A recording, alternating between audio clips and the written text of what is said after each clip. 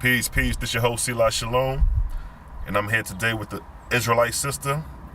And she's going to share her testimony about a family member in the South. I'll just leave it at that, in the South, where, was it your great-grandmother? Great aunt. Your great aunt, a black woman, killed dead a reptilian.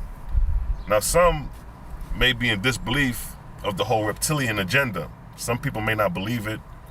Some people think it's a myth, and while others think it's real. But here we have from our own community an Israelite sister, not somebody from the Gentile nation or outsider, but somebody within the community. And as Israelites, we wouldn't make up stories to one another about something like this.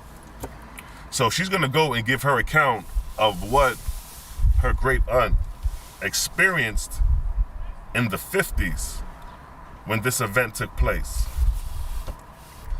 And you could go ahead and just start. Okay, my great aunt relayed this story to me. It was in the late 80s, and my mom and I had gone to visit her to check on her and see how she was doing. She was sitting outside on her front porch, so we were talking, and she always kept her rifle, her double-barrel shotgun, right next to her in her rocking chair. My mother was joking with her about the gun, and she said, yeah, I always keep my gun with me because something happened way back a long time ago. And she said, I'm gonna tell y'all this story. And she said, it's God, as she called him, is my witness. I swear for God, I'm not lying. So she said it was back in the 50s. She said one night, she and her husband was in the house, and he was asleep because they were farmers. And she said the dog started barking, the pigs started doing what they do, oinking, and the cows started mooing. And she said the animals just went crazy on their farm. And they had a lot of animals, not just cows and pigs. They had ducks, they had everything. And so she said that they were just screaming like something was going on. She said she tried to get her husband to go outside and see, and he told her, oh, it's nothing, just leave it alone, just go to bed. So she said, no, something going on, the animal's going crazy.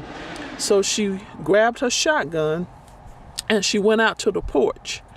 And she said she didn't see nothing immediately, but then she looked down toward the barn, and where there was a big pond on the side of the barn. And she said she saw a frog man, is what she described him, coming up from the side of the barn. And she said it was walking toward her, and she said it wasn't that tall. She stood about maybe 5'4", so she said it was a little bit taller than her. But she said he had webbed hands, and she said he was walking straight to her, and she yelled for it to stop, and she said it kept walking. So she said she stepped off her porch, and she took her double-barrel shotgun and she shot it dead. And to interject for a second, she described that the blood of the reptilian was green. So then her husband heard the shotgun go off. He came outside. Now, they were elderly at this point, because in the 80s when she was relaying this story, I think she was in her 80s at that point, but so it was early 50s. So she was already in her 50s because they was raising their grandchildren. And she said that she was afraid for the family. And she said when her husband came outside, that was my great uncle, my great grandfather's brother. She said he stepped off the porch and she said, look, I done killed something. It's not human. So they walked out there to the side of the barn, and she said they had killed, she said she called it the frog man. But I know it to be a reptilian. And at that point, when she was relating that story to me, I had never heard anything like that before. And she kept saying, as God is my witness, I swear for God, I'm not telling a lie. This is the honest God's truth. And she wasn't known in the community anyway to be someone who lied. She always was an honest and upright woman. And so she said her and her husband, my great uncle, she said they buried that thing, because we asked, well, where was it? She said they buried it right down there where they killed it, near the barn. And so after they buried it, then the animals got quiet again. And of course, I'm going to deviate for a minute. You know that they always tell you to watch nature, and that's what we have to do. Right. Like when the tsunami hit in Indonesia in 2004, they reported that days before it hit, that dogs and cats and all the animals had gone up into the mountains because they are in tune with the Creator, so they know to flee in instances like that. Well, her animals, they were trying to give off a warning signal, and so they knew something bad was there. But so anyway, they killed it and they buried it. He told her not to tell anybody that story.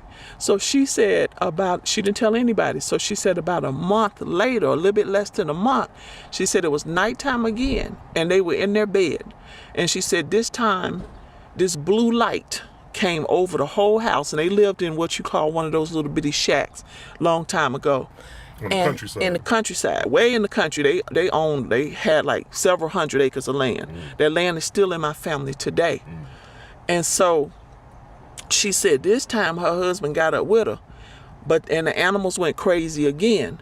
So she said they went out there with both of their shotguns, went to the porch, and they saw what they called a UFO, a flying saucer. Now, was it in the air or was it on the ground? It had landed on the ground beside the pond. Okay. So she said it was on the ground, and she said it opened up, and she said, oh, they coming to kill us because we done killed this thing.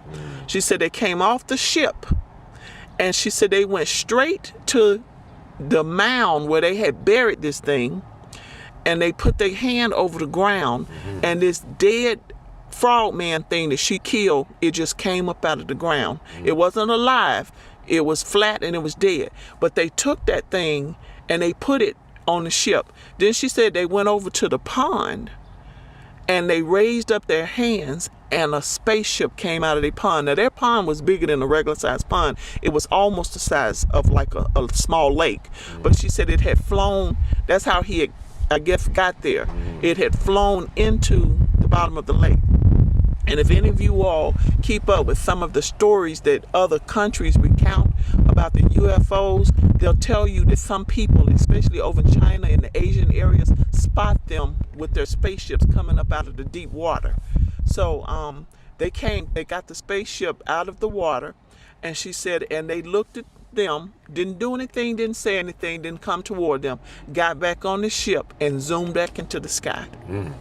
And she said for the longest she didn't tell anybody. She said, but she told a couple of people later on that said she was crazy. So she was just telling my mom and I that to let us know that that's why she always kept her double-barrel shotgun right next to her. Even she said, when I go to the chicken coop, anywhere, I always, because I don't know if they ever going to come back. And that's what she said. Thank you for that. So here you having it. A real life testimony of an Israelite sister whose family member have come in contact with what we know today as a reptilian and killed it in the 50s, buried it. They came back and got the body and the UFO and left. And this is in the 50s, not too far right after the Roswell incident. Just to put that out there. So with that, I'd like to say peace and blessings and catch you on the next documentary. Shalom.